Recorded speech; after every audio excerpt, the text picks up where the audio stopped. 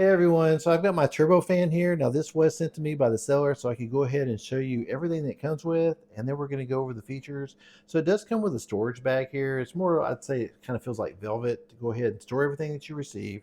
Also it comes with a charging cord here. Now once this is fully charged, it can last anywhere from 22 minutes up to 180 minutes because it does have 10 different levels.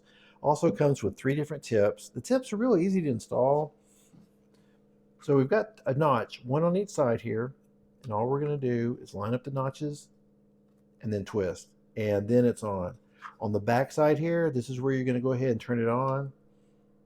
If you'll notice here, as soon as I turned it on, right here on the display, it's at 100%. Let you know what the battery level is. And to adjust the steps, is that real slow or fast? It's all the way up to 10. And then when it's on,